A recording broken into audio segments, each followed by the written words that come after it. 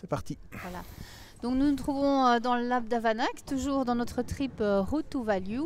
Nous sommes maintenant sur la place de la République à Paris. Nous sommes enfin arrivés à destination après bien des péripéties aujourd'hui. Et nous accueillons dans notre lab Marie-Amélie Frère qui s'occupe en fait d'une organisation dédiée aux femmes et au numérique qui s'appelle Girls on Web, si j'ai bien compris. Girls in Web, oui. Voilà, Girls in Web, pardon. Donc Marie-Amélie, on t'accueille dans le cadre de ce projet. Merci d'y participer parce que ça nous tient à cœur aussi. Et on voulait te poser, premièrement, la première question, c'est Girls in Web, c'est quoi exactement? Parce que finalement, on ne connaît pas encore vraiment très bien. C'est une association qui est française, dont le but est la mise en avant des carrières féminines du numérique. On est parti du principe que les paroles d'expertes n'étaient pas forcément mises en avant, que pourtant on travaillait dans le numérique, mais qu'on ne voyait pas assez de femmes aux événements. Et comme on travaille avec les gens qu'on connaît et qu'on connaît les gens qu'on voit, si on ne voit pas les femmes, on ne travaille pas avec elles. Donc c'était très pragmatique à l'origine, et ça l'est toujours d'ailleurs. Et donc c'est vraiment la mise en avant des carrières féminines du numérique. C'est ça. Voilà. Toi-même, tu t'inscris dans ce projet à quel titre en fait?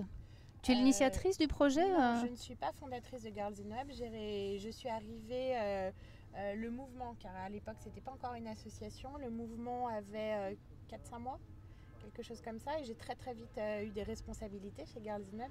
J'ai fait à peu près tout sauf le ménage. Ah d'accord.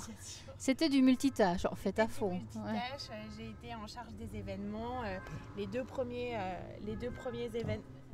Donne toujours, ouais. Vas-y, tiens le plus près. Les deux premiers événements un peu d'importance qu'on a organisés, un sur le e-commerce et un sur le mobile, c'était moi. Je suis actuellement rédactrice en chef du portail. D'accord. Et secrétaire générale. Ça, c'est pour la partie un peu plus administrative. D'accord. D'après ce que j'ai compris, tu nous as quand même dit tout à l'heure que Girls in Web, il y a quand même beaucoup d'organes présents sur le web. Donc une communauté qui vous suit, qui est quand même assez abondante. Est-ce que tu peux nous décrire succinctement un petit peu en quoi ça consiste, votre présence actuelle sur le web? Alors notre présence actuelle sur le web, c'est comme je vous l'expliquais tout à l'heure, effectivement, comme on est des spécialistes du numérique, on a utilisé au maximum nos connaissances pour pouvoir porter notre parole. Donc on a évidemment une page Facebook. On a bien évidemment un compte Twitter qui fédère chacun plusieurs milliers de personnes. On a un site web qui nous permet de pouvoir poster des articles de paroles d'expertes. Je peux écrire un article, vous pouvez écrire un article, Marie-Laure peut écrire un article si elle le souhaite. D'accord. Qui permet en fait de montrer, pas soit en tant que femme, mais soit en tant qu'experte, ce qu'on est capable de dire. Tout à fait. Question compétences mis en avant. Oui. Donc ça, c'est pour la partie numérique. On organise aussi des événements IRL, in real life, des masterclass tous les mois, où une experte de notre réseau va expliquer un point précis. Le dernier masterclass qu'on a eu, c'était sur les nouveaux réseaux sociaux. Tumblr, Instagram, Pinterest. Oui. Comment faire en tant que professionnel du numérique pour intégrer ces nouveaux réseaux sociaux dans sa stratégie numérique? D'accord. Qu'est-ce qu'on peut faire avec? Quels avantages on peut en tirer? Donc des gens assistent à ces masterclass qui peuvent être aussi bien des indépendants qui veulent se mettre à jour sur ces nouvelles technologies, des salariés qui peuvent être amenés à travailler sur ces sujets, ou des curieux qui ont envie d'en apprendre plus, parce que c'est ça qui est génial avec le numérique, c'est que ça évolue tout le temps. Donc on apprend en permanence. Puis en même temps, quand tu dis c'est génial, c'est vrai, hein, c'est enthousiasmant, c'est dynamisant. Mais on a aussi rencontré des gens aujourd'hui qui nous ont dit « Ah là là, c'est quand même difficile de s'y mettre, on n'y comprend pas grand-chose. » Et quand on veut vraiment utiliser ces outils collaboratifs qui sont quand même très puissants, on a pu le remarquer à diverses reprises, c'est pas donné à tout le monde de rentrer là-dedans comme ça. Il faut quand même pas mal de motivation pour arriver à comprendre ce nouveau type de communication. Qu'est-ce que tu en penses? C'est vrai, je suis d'accord avec vous, d'autant plus que la plupart d'entre nous chez Girls in Web, même si on peut faire potentiellement partie de cette fameuse génération Y, pour tous ceux qui sont nés après 80, nous ne sommes pas des digital natives. On n'est pas nés avec un ordinateur. Oui. On n'est pas nés avec Internet. On a dû apprendre. On a dû apprendre, on a passé du temps. On a effectivement galéré, puisque c'était beaucoup moins simple il y a 10 ou 15 ans que ça l'est actuellement. Donc on a appris, on a passé du temps, et tout ce qui nous motive, c'est qu'on est vraiment tous autant qu'on est. Et je dis tous, et pas que toutes, parce que Girls in Web est une association mixte. tous autant qu'on est absolument passionnés par nos métiers. D'accord. Le numérique, c'est vraiment quelque chose d'absolument passionnant qui a changé notre mode de vie personnel, mais aussi bien notre mode de vie professionnel. D'accord. Donc oui, c'est difficile de s'y mettre, mais quand on aime déjà quelque chose, on n'a pas l'impression de travailler. Oui, on apprend dans le plaisir en fait. Absolument. Ouais. D'accord. On avait aussi tout à l'heure des personnes qui nous parlaient de leurs expériences et de l'importance de l'échec, pouvoir apprendre et être en évolution constante. Est-ce que ça vous a marqué aussi? Est-ce que c'est quelque chose qui résonne dans votre réseau également Bien sûr. L'avantage d'être dans un réseau d'une manière générale, c'est tout le côté retour d'expérience. C'est-à-dire que vous pouvez arriver avec un problème, une question, quelque chose qui peut, pour lequel vous n'avez pas vous-même votre réponse. Et le réseau aura forcément quelqu'un parmi ses membres qui, lui, aura vécu ça, ou sera capable de vous donner une réponse, ou vous dire, moi je sais pas, mais va voir un tel qui sait. C'est ça qui est très intéressant. Et donc effectivement, l'échec permet aussi de grandir et d'apprendre. Comme je vous disais tout à l'heure, sur le premier conseil d'administration de Girls in Web, sur les 12 que nous étions cette première année où on a structuré le mouvement en tant qu'association, donc avec un côté un peu administratif, sur les 12 que nous étions, une bonne dizaine ont changé de travail. Et c'est pas du tout négatif. Au contraire, c'est qu'on s'est rendu compte qu'on pouvait le faire. C'est ça. On était capable de le faire. Ça donnait un élan d'énergie en fait. Exactement, on est vraiment dans l'émulation. D'accord.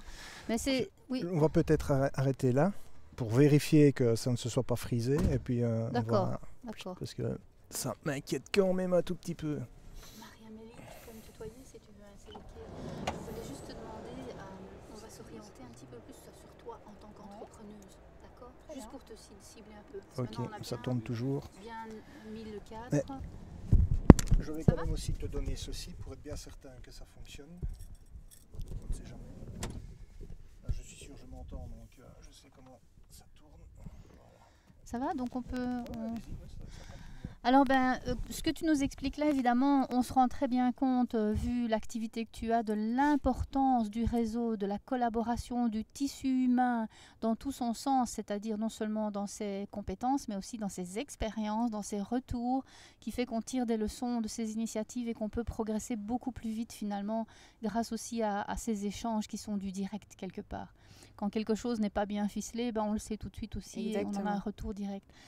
Alors évidemment, ça me fait penser, suite à ce que Fred disait, ce que Sam disait, est-ce que toi, en tant qu'entrepreneuse, tu n'as pas toi aussi ton propre point de vue par rapport à justement cette gestion qu'il faut parfois faire en interne, à l'intérieur de soi, dépasser des choses qui sont parfois pas évidentes pour pouvoir justement transiter d'une situation vers une autre. Donc si tu veux, dans nos thèmes, on avait un petit peu évoqué l'idée de migration, mais pas toujours dans l'idée d'un pays vers un autre, mais aussi dans le cadre d'une personne qui fait un choix par rapport à sa profession et qui parfois prend des risques pour aller vers quelque chose qui semble plus attirant, une terre nouvelle. Et je voulais avoir un petit peu ton retour d'expérience par rapport à ça, puisque tu m'as dit que les réseaux, ça t'avait quand même permis de développer de nouvelles activités. Absolument. En fait, je répondrai aussi par Girls in Web. Comme j'étais très active dans cette association, Girls in Web a vraiment servi à moi et à beaucoup d'autres membres actifs de véritables laboratoires. C'est-à-dire qu'on pouvait tester dans les limites très rassurantes de l'association des tas de choses. Donc résultat, maintenant, je suis en train de monter ma société, je ne suis pas toute seule, mais je me trouve face à des situations qui ne sont pas inédites, dans le sens où, pour la plupart, je les ai déjà vécues grâce à l'association. C'est ça. Donc ça fait beaucoup moins peur. C'était comme un incubateur, en fait, un petit peu. Mais absolument. Ouais, d'accord. Et toi, par rapport à ce regard que tu as sur toi, sur le trajet que tu as fait, qui est quand même une progression assez importante, on va dire ça comme ça, est-ce que tu pourrais penser à ce qui aurait été ton plus grand défi au niveau personnel? Qu'est-ce qui aurait été la chose la moins évidente, je dirais, que tu aies dû traverser? Et comment tu as fait pour passer au-delà? C'est une question très compliquée. La chose, je pense, la moins évidente, c'est de se lancer là maintenant. D'avoir confiance? D'avoir confiance, de se dire je lâche une sécurité potentielle de salarié pour monter ma propre société, pour me faire vivre de moi-même. Que mes propres compétences apportent suffisamment de chiffre d'affaires pour que je puisse en vivre. que je sois capable de payer mon loyer et que je puisse me gérer par moi-même Tout à fait. de ce que je fais. Et hors cadre rassurant d'une l'entreprise, entreprise qui pourrait salarier, quels que puissent être les résultats d'un mois sur l'autre. D'accord. Voilà. Et Donc- ça, c'est vraiment un grand saut dans le vide et dans l'inconnu. Mais qu'est-ce qu'il faut alors pour prendre cette décision? Qu'est-ce qui a fait que tu as pu prendre cette décision? Alors d'abord, c'est que il se trouve que je suis très bien entourée. Mes deux associés que je connaissais pas il y a encore quelques mois sont tout à fait dignes de confiance, et ça c'est extrêmement important. Que je suis entourée d'un point de vue paraprofessionnel, notamment avec Girls in Web, et avec cette émulation d'entrepreneurs autour de moi qui me montre que c'est possible, et que évidemment ma famille est un soutien de tous les jours, aussi bien moral que pourquoi pas à l'avenir financier. C'est ça. Mais finalement, donc c'est aussi de la collaboration, peut-être parfois plus Toujours proche. de la collaboration. Oui, c'est ça. On en revient toujours à ce On en thème revient central. toujours. D'accord. On n'agit jamais tout seul. D'accord. Eh bien, écoute, je te remercie beaucoup, Marie-Amélie. Est-ce que tu veux Merci encore nous beaucoup. partager quelque chose qui est de ton actualité en ce moment, en dehors du fait que tu mènes à bien ce superbe projet personnel, est-ce que tu as une autre actualité, un événement dans lequel tu te trouves actuellement Non. Vers Girls in Web. Mes journées sont Tout bien à fait. occupées entre ma société Girls in Web. D'accord. Girls in Web, c'est le site internet c'est Girls in Web avec un Z. Girls in... Girls Ah oui, in avec Web. un Z, d'accord. Donc GIRLZINWEB.com. D'accord. Bien, on Voilà. mettra le lien aussi par rapport à notre diffusion demain. En tout cas, je te remercie beaucoup d'avoir participé à notre aventure Merci à vous. d'entrepreneur. Et puis, on va te souhaiter bon vent pour tous les futurs projets et les prises de risques qui probablement sont bien verrouillées, et bien pensées. Voilà. On verra. Qui vivra verra. Merci. Merci à vous.